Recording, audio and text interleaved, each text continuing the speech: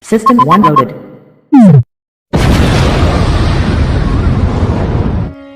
Halo Wak, terima kasih sudah klik video ini. Ketemu lagi sama aku Nervi Sinaga. Apa kabar semuanya? Semoga sehat selalu ya. Kali ini kita bakal bahas alur cerita film 1408 dulu ya Wak. The Last Empress-nya bakal aku lanjut di video berikutnya. Bantu subscribe dan like video ini ya. Terima kasih. Dalam film 1408, kita akan mengikuti kisah seorang penulis novel horor yang menyukai investigasi supranatural yang bernama Mike Enslin. Ia kerap menulis cerita dari tempat-tempat berhantu yang dengan sengaja ia kunjungi. Mike memiliki masa lalu cukup pahit yang meninggalkan luka dalam dirinya. Kehidupan Mike berubah total setelah ia kehilangan putri satu-satunya karena penyakit kanker. Dipenuhi rasa amarah dan tidak sanggup menghadapi kenyataan tersebut, ia pergi meninggalkan kehidupan lamanya termasuk istrinya. Film ini karya Stephen King dan memiliki ending yang cukup unik. Karena film ini memiliki dua ending, yang satu akan berakhir bahagia dan versi lainnya akan sad ending. Ending mana nih yang akan kita bahas di film ini? Tonton sampai selesai ya Wak. Mike sering mendapatkan undangan untuk menginap dan menyelidiki kisah-kisah horor di hotel-hotel yang diklaim berhantu. Seperti misalnya ketika ia pergi ke sebuah penginapan, di mana pemilik penginapan menjelaskan bahwa ada beberapa kejadian mistis di sana, di mana ada sebuah kamar di loteng yang sering terdengar suara-suara aneh. Dulunya, kamar itu pernah digunakan beberapa orang yang semuanya meninggal di kamar itu karena penyakit tuberkulosis. Mike menginap di kamar itu dan berusaha menemukan hal mistis yang dimaksud. Tetapi sayangnya, hingga pagi menjelang, ia tidak menemukan hal aneh di sana. Beberapa hari kemudian, saat acara penandatanganan bukunya, Mike pernah mengatakan bahwa ia belum pernah berhadapan langsung dengan sosok hantu, walaupun ia sering mendatangi tempat-tempat rekomendasi yang syarat dengan hal mistis. Selanjutnya, seperti biasa ia mendapatkan banyak kartu pos, dan ia tertarik dengan kartu dari Hotel Dolphin, yang di dalamnya tertulis, jangan memasuki kamar 1408. Mike sangat penasaran karena pada hotel-hotel sebelumnya, dia tidak benar-benar bisa merasakan nuansa horor di hotel-hotel tersebut. Ia berpikir akan sangat sempurna jika kisah kamar 1408 ini memang benar, ia akan mengangkatnya sebagai bab penutup dari buku terbaru yang sedang ia kerjakan. Mike kemudian mencoba reservasi kamar tersebut melalui telepon, namun pihak hotel menyebutkan bahwa kamar hotel itu tidak boleh ditempati lagi. Merasa ditolak, Mike semakin penasaran sehingga ia datang langsung ke sana. Ia tidak suka ditantang. Ia bahkan meminta bantuan pengacaranya agar ia bisa menempati kamar itu. Sesampainya di Hotel Dolphin, ia ditemui manajer hotel yang bernama Gerald Olin.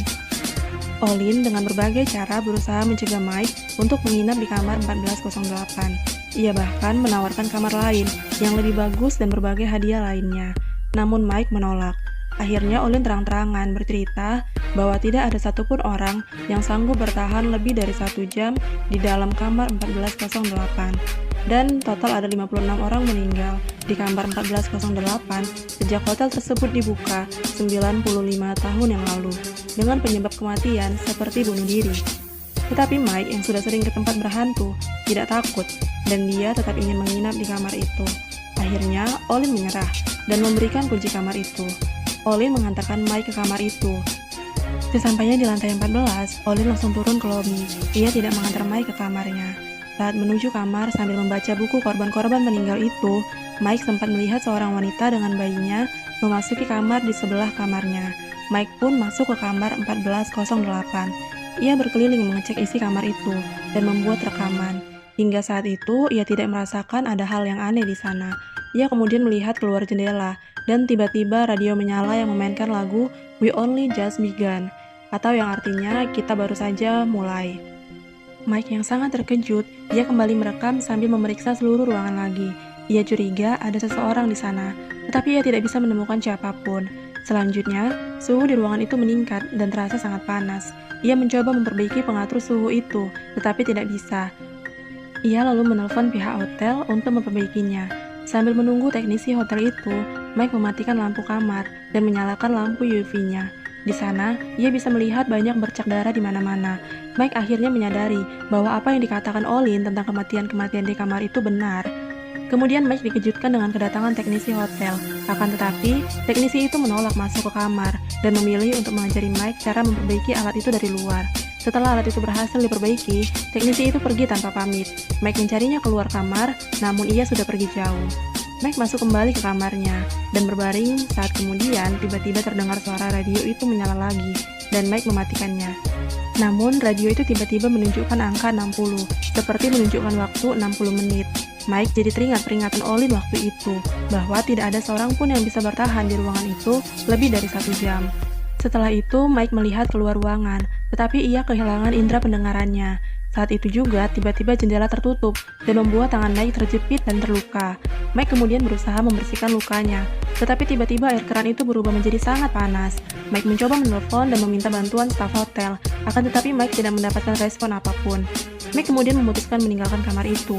Akan tetapi, saat akan keluar, kunci yang ia gunakan patah dan gagang pintu itu juga terlepas. Mike mencoba berteriak melalui jendela meminta pertolongan, tetapi percuma karena tidak ada yang mendengarnya. Ia kemudian melihat seseorang di seberang kamarnya, di gedung lain. Ia berusaha meminta pertolongan. Orang itu terlihat aneh karena ia mengikuti gerakan-gerakan Mike, dan akhirnya Mike sadar bahwa orang itu adalah dirinya sendiri. Dan tiba-tiba ia melihat di belakang orang itu ada seseorang yang akan menyerangnya. Mike melihat ke belakang, dan tiba-tiba seseorang menyerangnya dari belakang. Saat Mike sadar, orang itu sudah menghilang. Mike kemudian mendengar suara-suara aneh. Mike masih berusaha meyakinkan dirinya bahwa semua itu hanya halusinasi. Mike kembali merekam keadaan yang ia alami, dan tiba-tiba TV di kamar itu menyala, memperlihatkan video kebersamaan Mike dengan mantan istrinya Lily dan mendiang anaknya Katie. Mike sangat sedih melihat video itu, dan video itu tiba-tiba mati. Setelahnya, Mike melihat penampakan beberapa orang yang pernah mati di ruangan itu, dan Mike tiba-tiba teringat dengan keberadaan seorang wanita dan bayinya yang tadi dia lihat ketika memasuki kamar itu. Akan tetapi tidak ada jawaban, dan hanya terdengar suara tangisan yang sangat kuat. Dinding di ruangan itu tiba-tiba retak dan mengeluarkan cairan berwarna hitam. Merasa tidak sanggup lagi berada di kamar itu, Mike melihat Dana ruangan hotel itu dan memutuskan keluar menuju kamar sebelah melalui jendela. Ia melangkah sangat hati-hati sambil merekam kejadian itu. Namun akhirnya, ia menyadari bahwa tidak ada jendela atau kamar lain di lantai itu. Ia kemudian memutuskan kembali ke kamarnya. Ia kembali melihat Dana hotel itu dan ternyata sudah berubah. Ia mencoba melihat keluar ruangan melalui lubang pintu, dan mengejutkannya, ia tidak lagi melihat lorong di ruangan itu, tetapi malah sebuah dinding, dan jendela di kamar itu juga berubah menjadi dinding. Mike mencoba menghubungi seseorang melalui teleponnya, tetapi tidak ada sinyal. Ia kemudian mencoba menghubungi Lily, mantan istrinya, melalui laptopnya, dan ternyata tersambung. Mike menyebutkan keberadaannya, tetapi koneksi tiba-tiba menjadi buruk dan terputus. Kemudian, Mike mencoba keluar melalui ventilasi udara. Ia naik ke atas sana, dan melihat wanita dengan bayinya di kamar sebelah. Ia berteriak meminta pertolongan, tetapi ternyata itu adalah gambaran masa lalu Mike, di mana wanita itu ternyata adalah mantan istrinya, dan bayi itu adalah Katie, anaknya yang sudah meninggal. Mike kemudian berpindah menuju ruangan lainnya, dan terlihat masa lalunya yang beradu argumen dengan ayahnya. Saat akan ke kamar lain, Mike menemukan mayat, yang saat didekati, mayat itu bergerak dan meminta pertolongan. Mike berusaha menjauh, dan terus dikejar oleh mayat itu.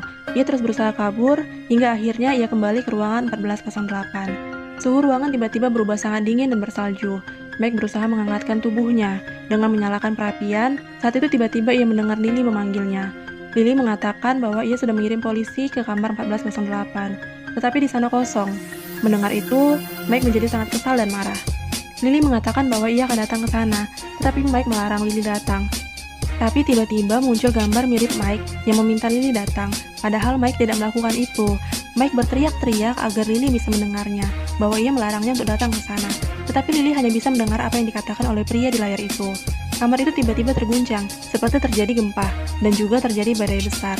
Mike melihat ke arah sebuah lukisan. Lukisan itu bergerak, dan terjadi badai di lukisan itu. Dan Mike melihat perempuan yang tadi menyerangnya ada di dalam kapal di lukisan itu. Saat Mike mendekati lukisan itu, tiba-tiba terjadi gelombang air besar keluar dari dalam lukisan itu. Mike pun tenggelam di sana. Scene berikutnya, tampak Mike berada di sebuah rumah sakit. Ia ditemani mantan istrinya Lily. Mike menanyakan mereka ada di mana, dan Lily menjelaskan bahwa mereka ada di LA. Mike merasa aneh, karena ia sangat ingat ia berada di kamar 1408 di New York. Mike kebingungan, dan ia merasa mungkin semua yang ia alami cuma mimpi. Ia kembali menjalani hidupnya dengan Lily.